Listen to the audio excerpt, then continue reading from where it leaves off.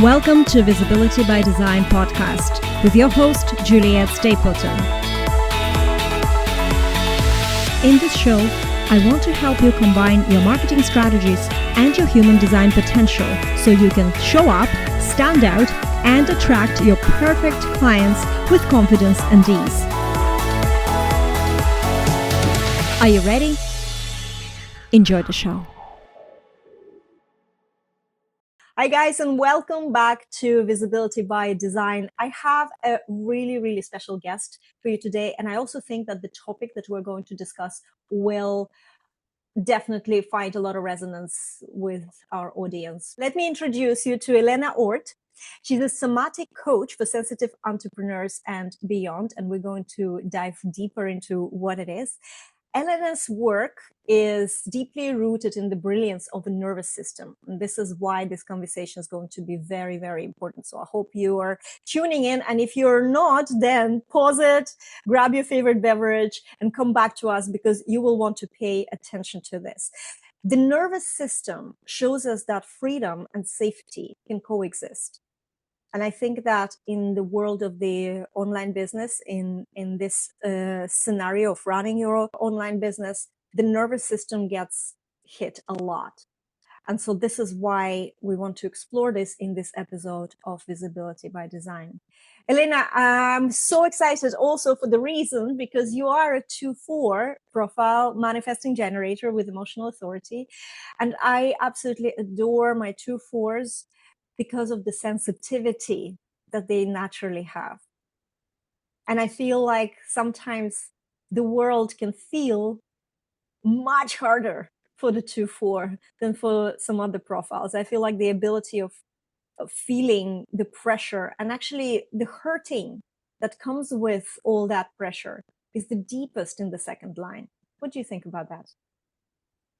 Well, first of all, thanks for this lovely introduction, for having me. And you're hitting it right on the spot there for me when you're even naming this, this kind of the sensitivity of feeling everything very personally. And I definitely can agree to that. So even hearing that word, right, sensitivity, a lot of people, me, for example, were growing up, having a sense of sensitivity quickly has this notion of, oh, there's something wrong with you.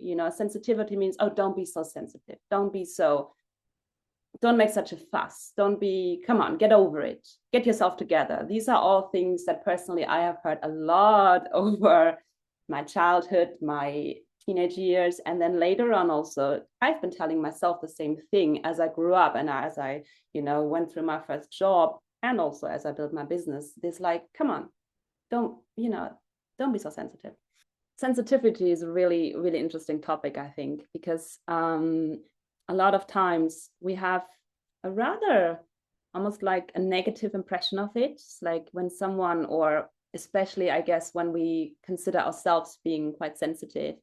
And for me, for example, for the longest time, I didn't even have the wordings for it. I wouldn't even say to myself necessarily, oh, you are very sensitive, in a way that I would recognize that, but I would feel it in the way how other people would project it on me, in the sense of like, oh gosh, you're so emotional, you're so sensitive, kind of like, pull yourself together, it's not that bad, it's not that harsh, don't make such a big fuss. And I'm speaking from the perspective of childhood and being brought up by, yes, very loving parents, but also just not having much of an understanding of what it's like to just experience everything very personally and very intensely. And then growing up and then going through teenage years and then being an adult working, I would then repeat almost the same kind of questions or the same kind of criticism towards myself, because I've learned it that way. I've learned that it's not okay, especially in this world that we live in nowadays, to be so sensitive. It's not okay because it is loud, it is noisy, and everything is fast. And we do have to cut a lot of that out, especially in the early years when we're starting to grow up and starting to really look at our work and our, starting entrepreneurship, for example. It might seem like, oh gosh, this can't live here. This sensitivity can't live in it, because I need to push through. I need to be a little tougher. I need to, really like pull myself together and get through this. And I can't hide every 2 seconds when I feel like, oh, and especially two line, this hermit character. Oh, I want to be on my own now. I can't do all of these things and disappear, because we need to be visible. We need to be out. So I have a lot of compassion for everyone who is feeling themselves being more sensitive and having the sense of maybe the world is not necessarily made or not necessarily supporting this kind of sensitivity. And at the same time, I want to say, having an integrated sense, or having a sensitivity, being sensitive to picking up what other people can't pick up, being sensitive to the little nuances in energy, being sensitive to our environments, can be exactly your superpower as well, if you learn to integrate it. It's not something you need to fight against or fix, or kind of brush over, but it's actually an invitation to to kind of get to know yourself a little better, and especially tap into these more vulnerable parts, which can become a strength as well. So, yeah. That's beautiful. I actually think what comes to mind is what Rao Ruhu, what he said about the second line, being almost anticipating, like in our body, in the system, there are cells that are here to anticipate the virus. So they're kind of so sensitive to any changes in the environment, that that's what their role is. And he likened it to the second line sensitivity, because as opposed to first line, which is all about the solidity, let's have it all safe and solid, but it's about the existing system, the foundation that's here already. That's why we're always looking, and we can be very heavy, and the second line is much lighter. And yes, with that anticipation and hope comes that openness to whatever can come, and that makes that, I would say, that makes you more vulnerable. To me, the second line is, and as I mentioned, is the line that I think feels the deepest, feels the and the deepest hurt as well, because and everything else is designed to be less sensitive, to have thicker skin, and move and push. And the second line needs to trust and not to jump into every call that comes to it, because that's just, that's pushing. But actually trust that when the right call comes in, they can answer. But how can you live like this in the modern world? How can you live like this, right? But I also don't want anyone who's listening who has a second line in their design to feel bad that they pulled a short straw, because this is not about good or bad. We all have our own debilitating issues to deal with. Every line, you can find this thing that feels awful, and we can feel like a victim, right? And we can feel like, oh, why am I like this? Why am I designed like this? But I think we need to flip it, and we need to see this role. So the second lines are sensitive, but also second lines have this beautiful ability to actually draw something out of people, hold space and draw out amazing things. That's what I'm noticing when I'm working or communicating with the second line people. And that's a beautiful, beautiful role, and I can come up with something I never even expected that is there, or have an aha moment and an insight that didn't come in from just my mental as a 1-3 mental processing, but because I'm communicating with this second line person who's holding space for me and allows something to beautifully sort of blossom out of me. And that's what I really, really love. But let's go back to the entrepreneurship that you mentioned, because we're talking about visibility, online visibility, which is a scary place, right? But yes, and it feels scary. We anticipate it to be scary. The judgment, the not being accepted, I suppose, is really strong feeling. That makes it feel unsafe to show up.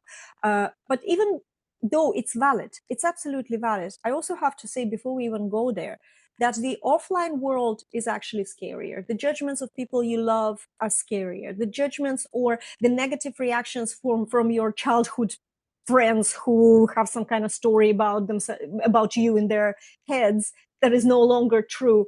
Those things actually hurt more. They're much scarier. So whatever happens in your real life, they're not your people. These people in your real life, they're not your people for what you do in your online business. So stop paying attention to their judgments, right?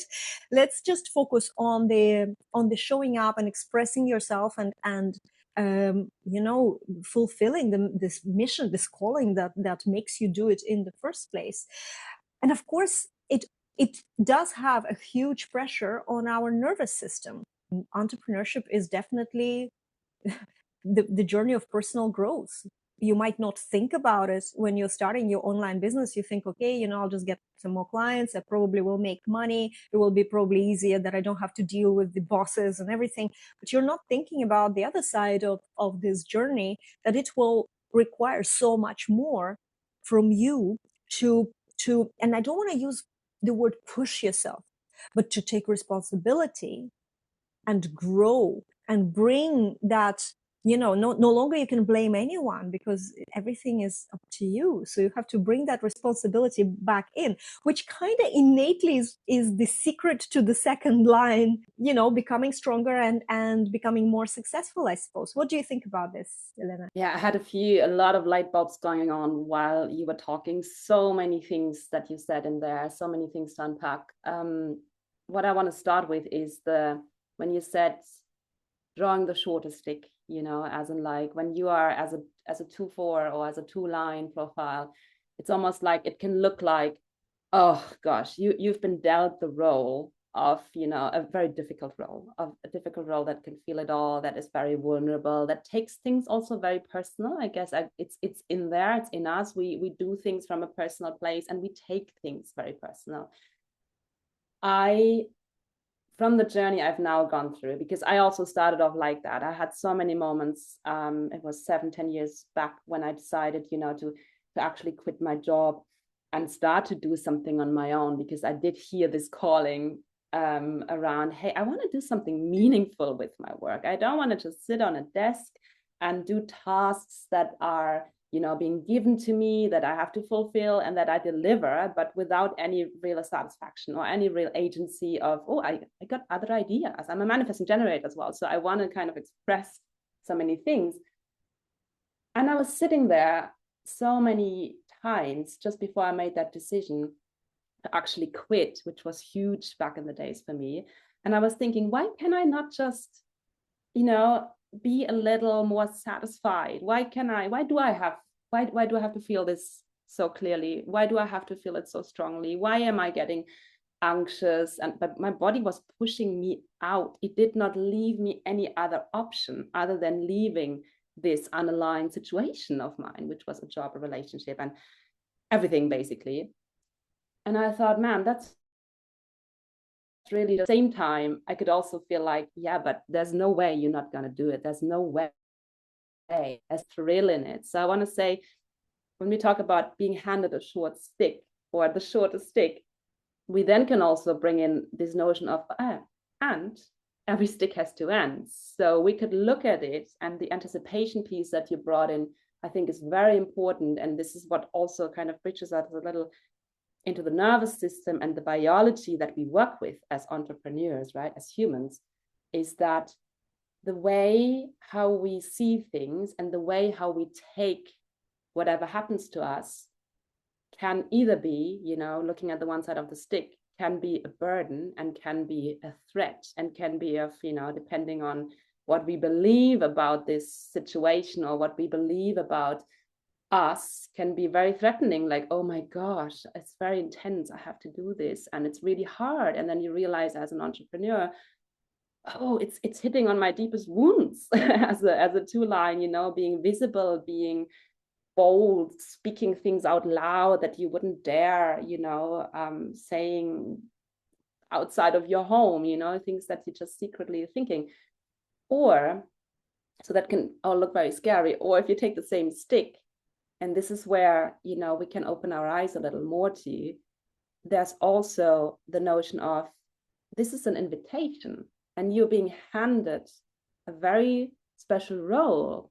As you say, all the lines we all have a role. It's no one is more important or less important than anyone else. And but we do have to, it's almost like an assignment, in this lifetime, you're having this role and you're being gifted this kind of sensitivity and you're being gifted this kind of intuition, and living through things personally and making things kind of working through things on a very personal base. And that will become what other people want to hear and want to see from you. So that is, that same stick can then be almost like, this is a well-meant challenge for you and you can accept it or you can reject it. My guess is if you reject it, you'll be reinvited so many times until you finally accept it. This is Because such a good point. I don't want believe to we just want to hide. interject. Yeah. Yes, because this is important for second line people who are listening to this, especially to force. Yes, you're going to have the same pattern over and over and over again, because the way the second line works is that second line doesn't actually want to study. It doesn't want to do the hard work, like as opposed to the first line who loves digging in the wounds. I love digging into my, tell me what's wrong with me and I'll be thinking about it. And I kind of love this, but the second line doesn't want it. It's too hard. It's like they don't want it. And so until you take that responsibility and choose to accept the challenge, and of course it's going to be scary and, a challenge in its innate meaning is going to challenge every cell in your body, right?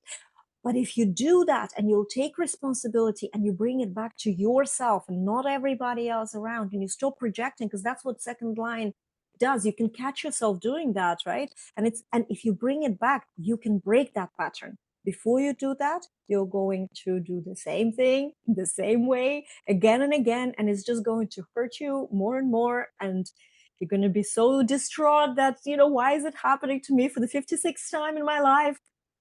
Because you're not learning, because you're not taking that responsibility. And life experience is like that. We are here to learn something. And I think entrepreneurship is the ultimate. Not always. Relationship can also be a huge, for some people, huge issue.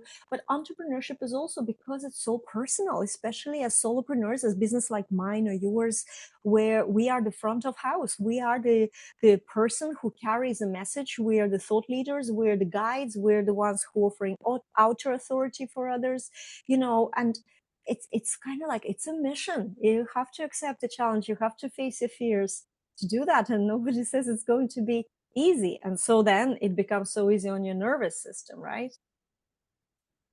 Yes. And one thing I want to add in that context, about, actually embarking this journey, which is really a journey of entrepreneurship, which you already said it is a personal journey. You cannot separate, especially, of course, speaking, in terms of us as solopreneurs who have a personal brand, a heart-centered work.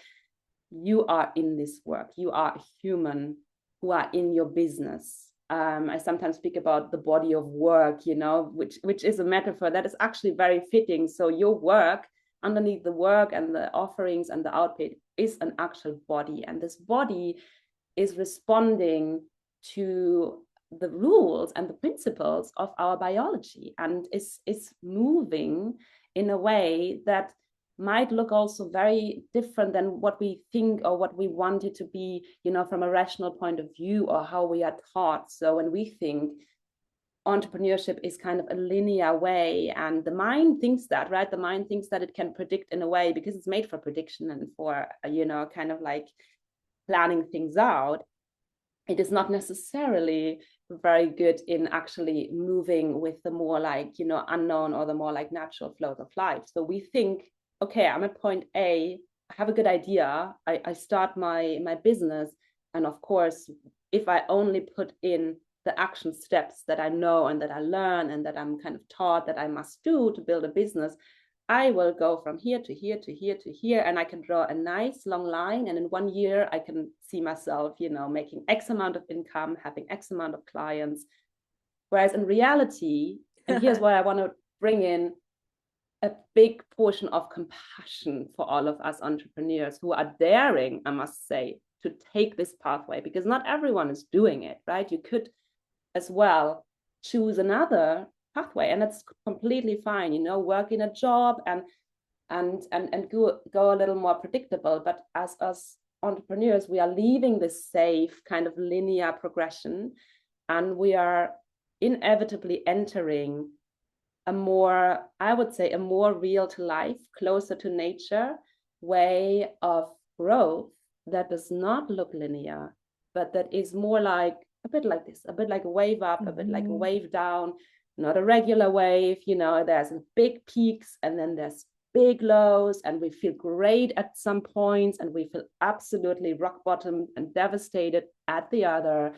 And honestly, all of this is very close to also how we work as a human. Again, you know, like the development of our business going up and down, our body works in exactly the same way. And because our nervous system is never just on or never just off, we are never just calm or just excited. We oscillate, right? We go up, we go down. Our heart, it beats, it accelerates, it deaccelerates.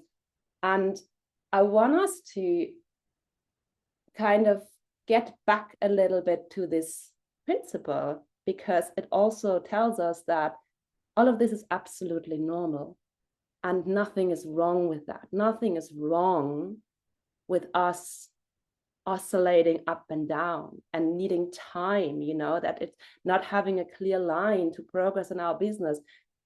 It's not natural. It won't happen like that. So it I doesn't think we can exist let at all. ourselves off the It's so hook. true. Exactly. It's just, it's such a myth, and we're buying into that myth, then get so disappointed and so difficult on ourselves because that happens. Yeah. And I want to also add to, and I'm going to pass the mic back to you. I want to add that the rock bottom doesn't always happen when you just like suddenly lost all the money, all the clients quit. In fact, that those scenarios happen very rarely, but you can feel like that despite success. And I've experienced that kind of burnout where you're feeling like, you know, you have nothing to give. So it's a form of rock bottom. And your nervous system doesn't know, you know, you might just sell out a huge launch and, you know, make good money. And then your nervous system didn't know that it's a positive thing.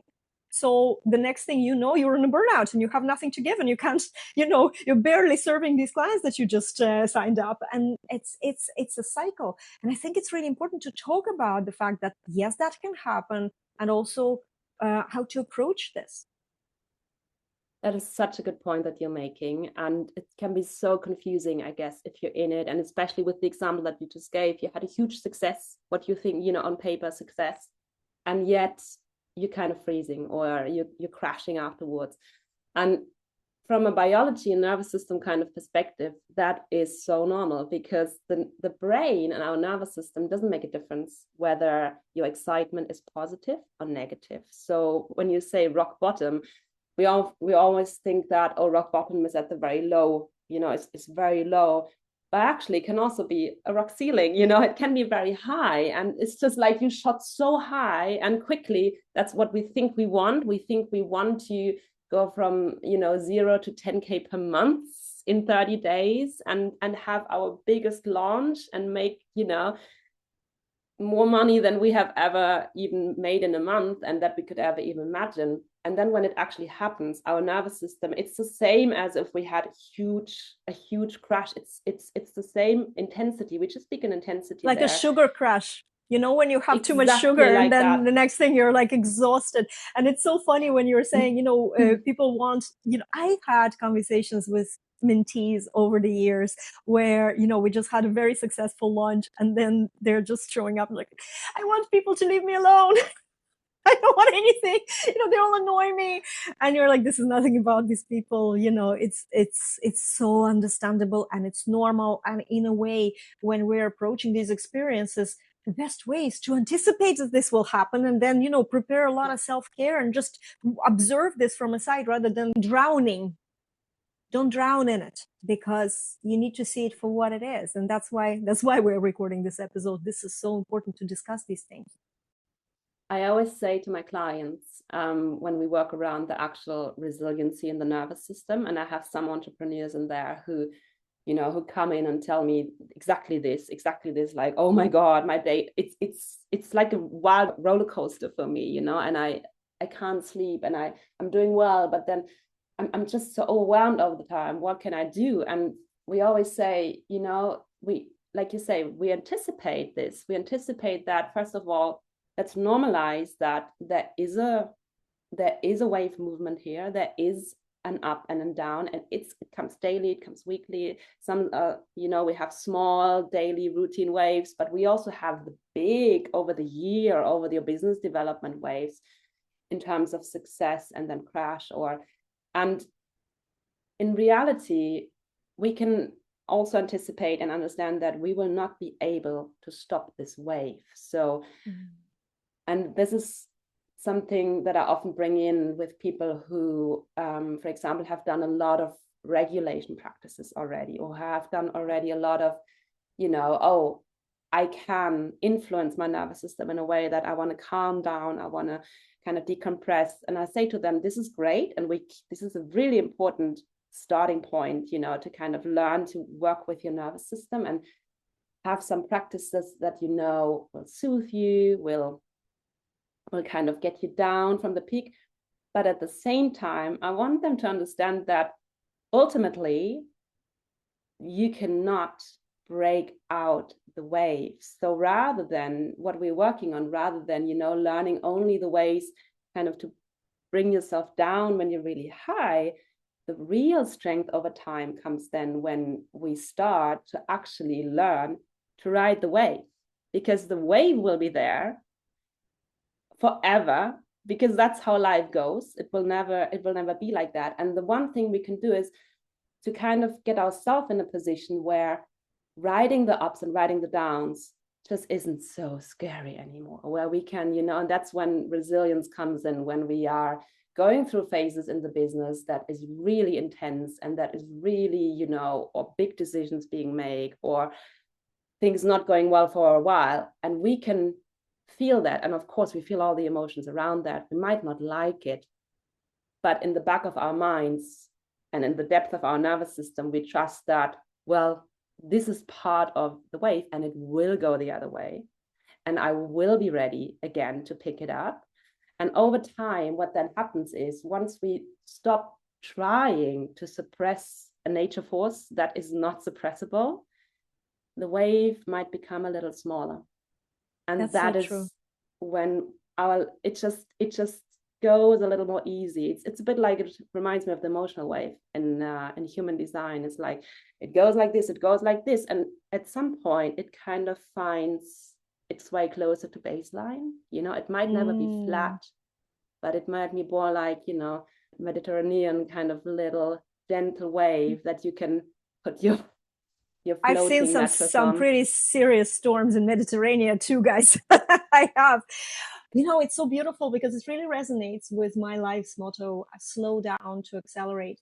Just recently actually realized that in human design, and Jinkies, my design sun is in gate 35 and the earth is in gate 5, and it's all about actually slowing down a little bit and not getting too fast and not getting too drawn and not getting too addicted, and actually just like grounding yourself and slowing down a little bit. And it's so interesting when I say slow down to accelerate, describing how sometimes you do need to slow down and you do need to bring the system into that point of stillness. That is very scary. However, in my last book that I'm writing now, the third book, I have a whole chapter on the fact that you can't slow down forever and you need to accelerate. And yes, sometimes you can feel the need to accelerate because you literally stop respecting yourself, because you stopped producing, expressing what needs to be expressed.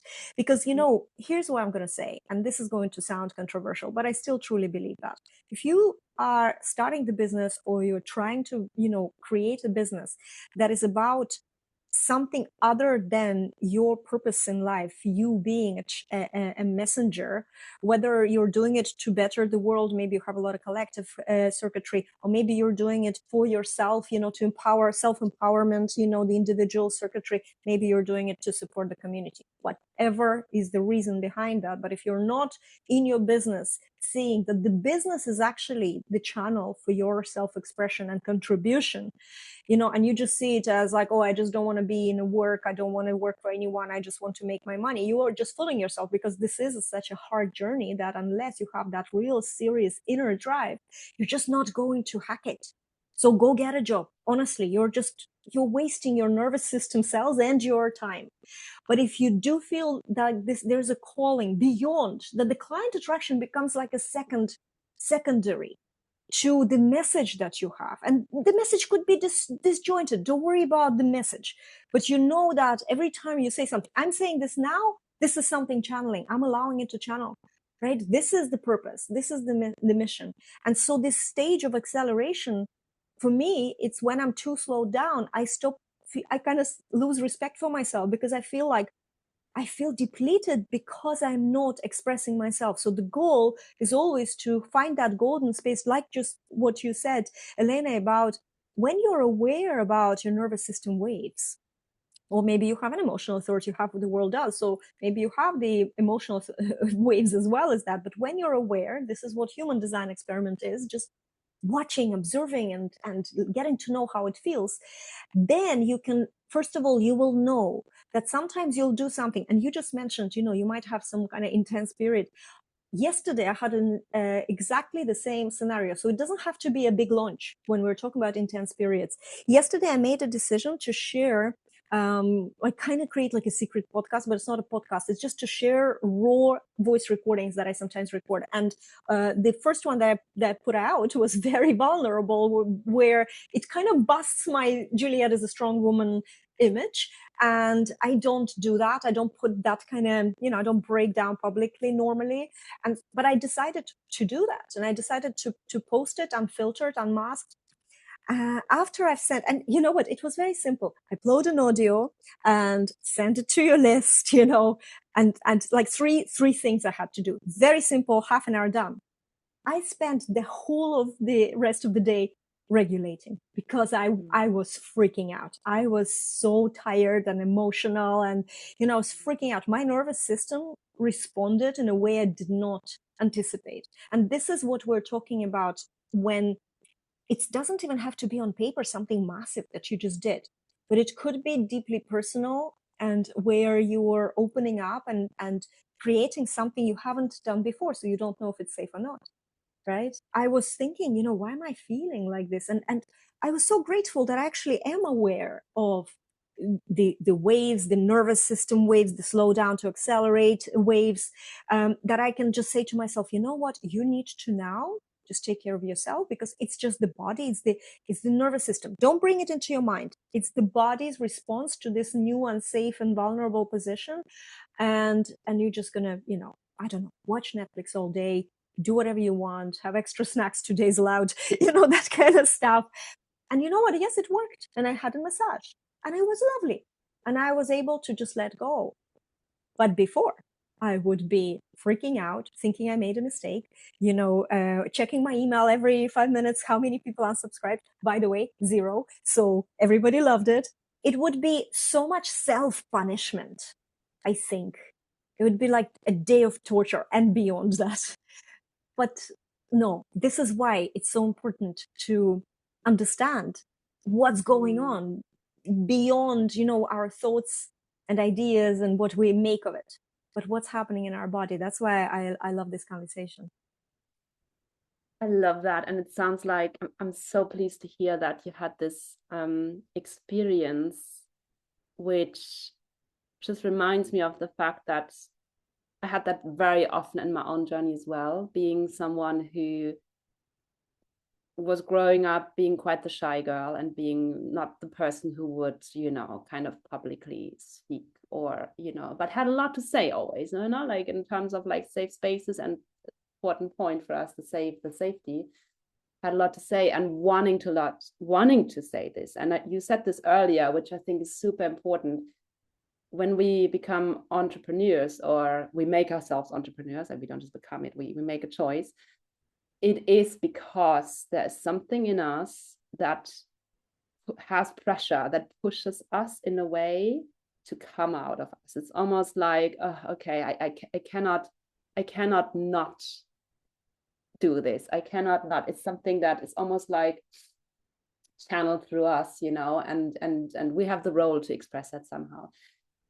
Then when we actually start to go into it, I always feel like, from what you just shared, it sounds like when you're feeling the fear and you record something and you're about to post it and you are feeling freaked out, you know, and scared, you're feeling this fear, you know, you are on the right track. You know, you have carved out something that is authentic and, interestingly enough, scary to say, because it's something that is speaking out of you from this kind of source, you know, that you have, where this really true message comes through that very often goes against the surface, goes against the conditioning you've received to, you know, what is correct to say, what is correct to do, how is correct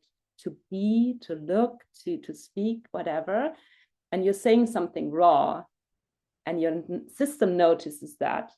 And that's when it gets really interesting, because then you know, okay, that is definitely a true piece, and that is definitely the way forward. And then again, and of course, very important to acknowledge at that point, that takes a lot of energy from us. That is when you are hitting on subconscious wounds or, you know, conditioning that you might have received your whole lifetime. And we all have different iterations of very similar things, you know, they're exactly like, oh, don't speak up too loud, or, oh, don't, you know, don't be so silly, or whatever it is. We all have our own version of it. Those parts will get activated, of course, because our nervous system's job is to keep us safe, right? So when it detects this kind of raw material in us that wants to come out, the first response is like, whoa, this has been dangerous or scary in the past, and we don't know how long ago that was. The body keeps an infinite track of everything that has happened, and it's just kind of nudging us to say, hey, be careful with this, because I don't know, you know, we can't predict how that goes. So it's important for us to acknowledge that these parts, they have a valid reason to speak up for us, and our nervous system has only good intentions for us. While you were saying, I keep thinking about this, and I want to share, because maybe, do you remember the first kiss with any of your like prominent relationships, or someone you really fancied? Like that first kiss, and how after that first kiss, your lips are burning, or you're having like, your body's like, well, what's going to happen now? You know, what are they going to say now, or something? And although this is something you really want, and it comes out, and it's a kind of like hopefully natural, but there is this stress that follows immediately after. And yes, in a few moments you might relax, you know, depending on who you're with. I also had that experience, but I kept thinking how, you know, sometimes, you know, allowing something raw is just as intimate as kissing someone for the first time.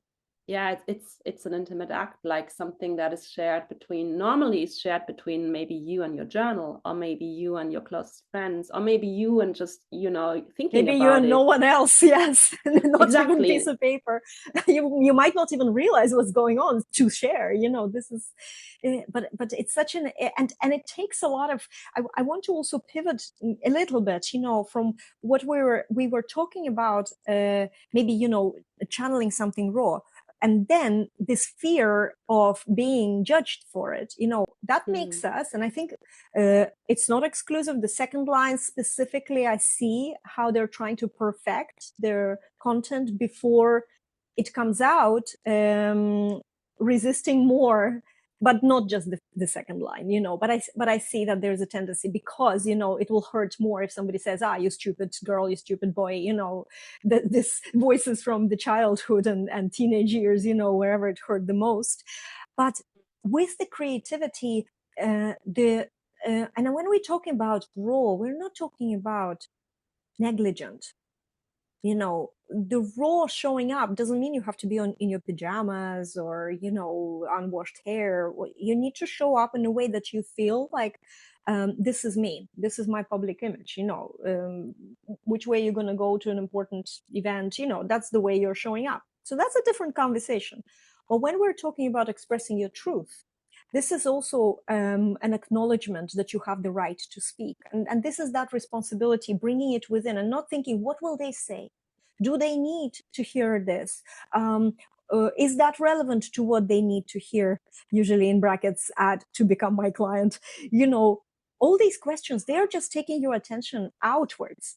And that's where the danger lies for most of us. And for the second lines, I find even more so, because the second line is not designed to actually understand where their true talent is. It's too easy, it comes out.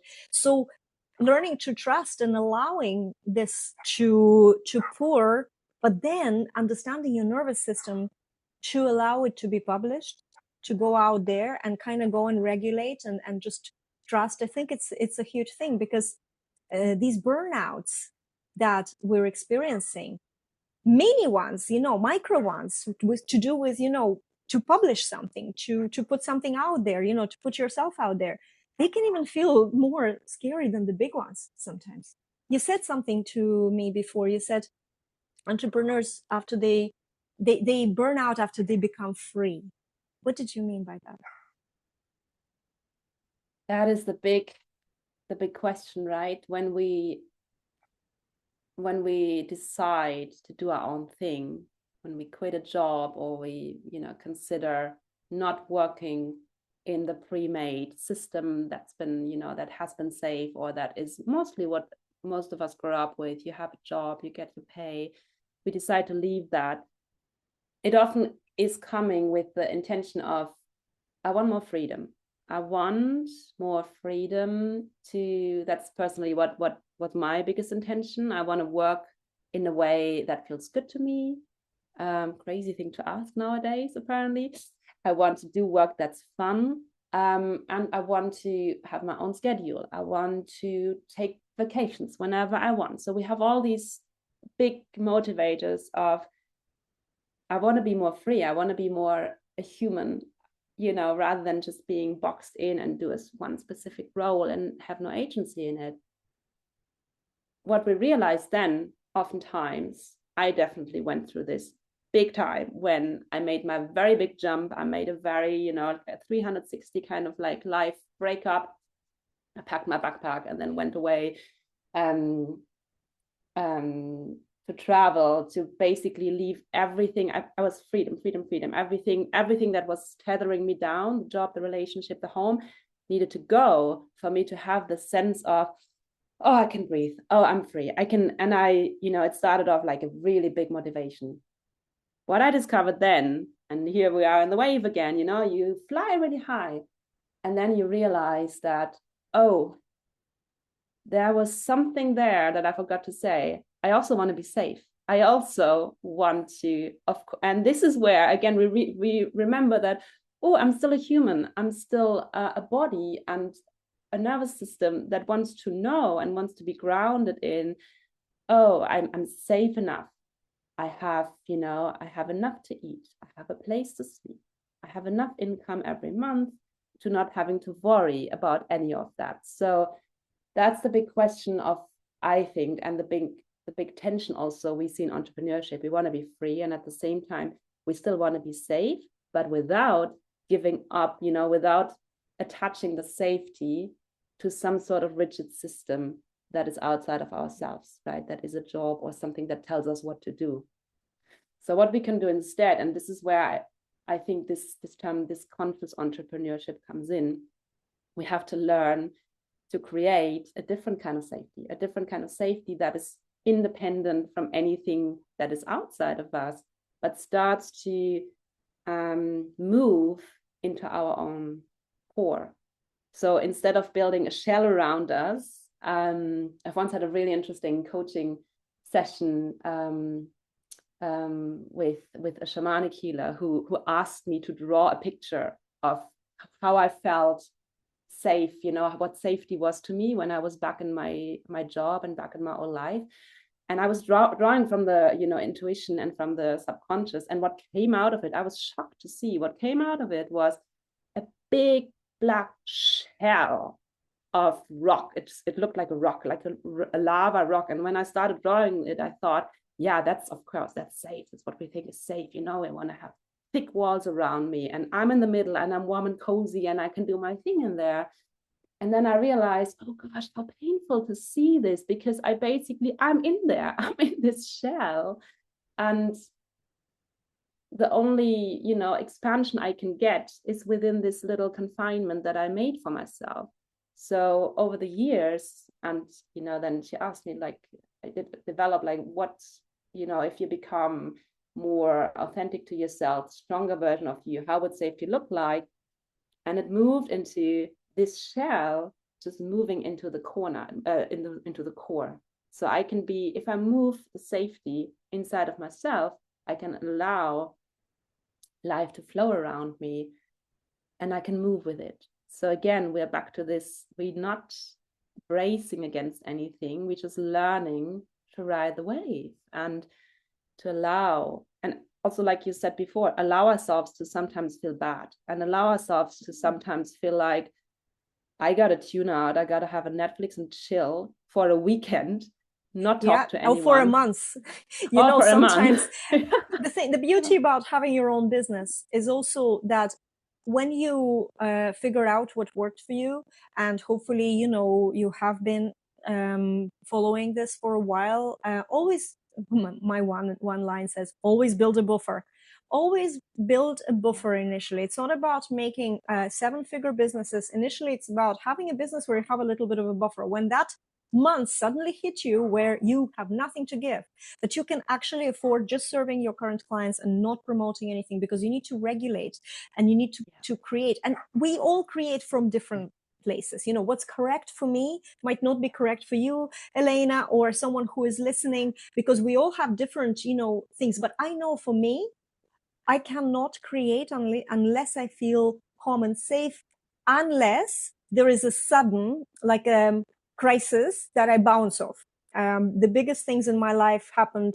If you imagine me as a mountain, then the volcano has to happen for the major things to happen. But my challenge is understanding that I'm a mountain, and then most of the time nothing happens. How can I, like, sometimes have a little, like, puff of smoke just to keep things interesting? How can I do it myself without stressing my nervous system to the point that the ground shakes? Because when the ground shakes, you can't create. It's, and also the other thing is to see that feeling bad, as you just mentioned, and I have this conversation with my daughter, who is, she's been diagnosed with autism, and she suffers with a lot of anxiety. And one of my strategies to her was to mark every day, what's a good day, what's a bad day, because then you can look at your calendar. For example, the good days green, the bad days, just do this like a traffic light system, and you will see that the bad days happen much less than the neutral or good days.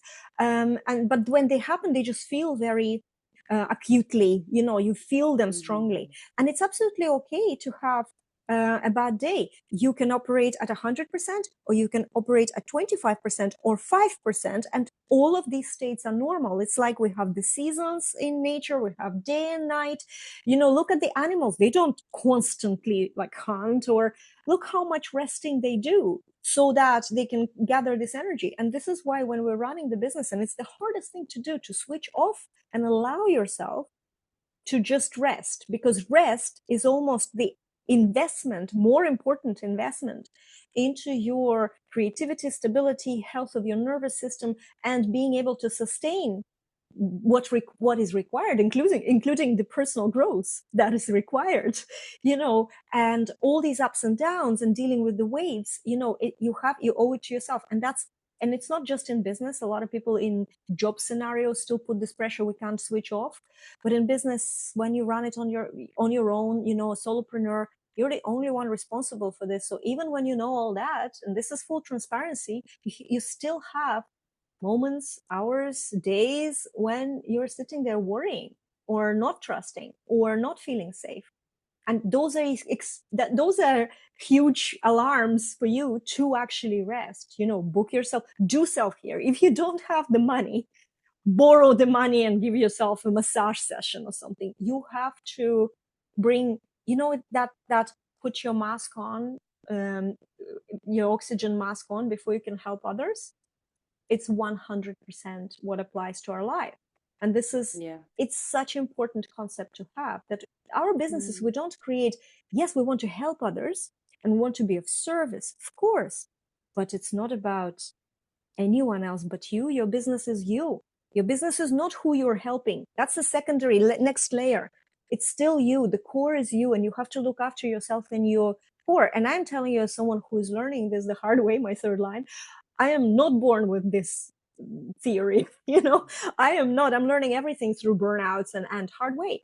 And so, and this is what I am seeing, that allowing yourself, no matter how scary it is, no matter how slowing down your maybe your business in this month is, your priority to rest when you're burnt out is more important than pushing through. Because when you rest enough, you will naturally start feeling like, I can do a little bit of here, and I can do a little bit of here, and I can do a little bit of here, and then gain the momentum. Because momentum also is not something that just happens overnight.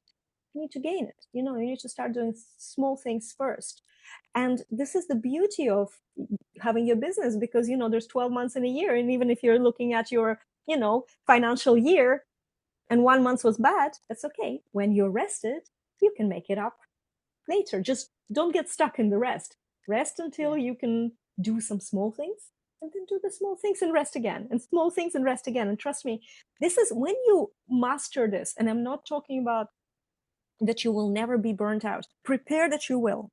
Prepare that these things will happen, and you master managing it. And I think this is what we're talking about here. This is what, Elena, you do in your business, and you help people learn the ways to manage these and to love and their body, as in be compassionate to your body, understand that your nervous system, which doesn't replicate, it's, you have this one thing, you need to look after it. And as someone who's hitting their 50s, I can tell you, if you're a woman and you're not looking after nervous system, at this age, you're just going to start looking shit and feeling shit. And, that's not good. That's an extra layer of stress. We don't need that. We don't need that in our lives, right? So this is such a beautiful work that you do, Elena. I want to thank you. You've shared so many nuggets. And I want to also maybe wrap up with asking you, to talk about how can people find you, what do you do in your work specifically, and where can they get more of you? Yeah, thank you. So I work with a bunch of different humans. So at the center of my work is, as we talked about today, is safety. So I work with people who, are in states of burnout, anxiety, and a lot of them are entrepreneurs. This is why this conversation was so matching, because we obviously go through all of these cycles of stress. So what we'll do in my work as a somatic coach is basically, we are slowly and gently rewiring the nervous system. Because what I want to say also in terms of burnout and maybe also anxiety, but especially in this entrepreneurial burnout, is that if you're feeling burned out and you are at the end of your energy, it's not a mistake. It's not like you have done anything wrong. It's not something that is a problem, it's a symptom, because that's oftentimes how it's sold. It's not something you need to fix. It's only that, you have kind of gone past a few resources that you haven't seen and that you haven't integrated. And that is exactly what we do in our work. So we slowly build a new foundation for the nervous system to orient more on the things that are supporting and resourceful than being hooked up on everything that can go wrong. And in this way, we are building resiliency. And people can find me on my website. My website's called spendyminds.com. A page that I've founded 7 years ago in the town that I live now, which was my getaway from my job, when I kind of fled from my really heavy life. So this is the notion behind it. And there's several ways to get in touch with me there. Beautiful. So guys, bendyminds.com and Elena Orth. Thank you so much, Elena, for being my lovely guest and sharing your wisdom today. I just really loved this conversation. And if you guys are listening and you want to get in touch with myself or Elena, please do. If you're watching this on YouTube, you can comment below. You can also just reach out to us. We're Googleable, so we're discoverable. It's very easy to find us, and tell us about your story and your feedback. We're so looking forward to connecting. And meanwhile, have a wonderful rest of your day, and I'll see you in the next episode of Visibility by Design.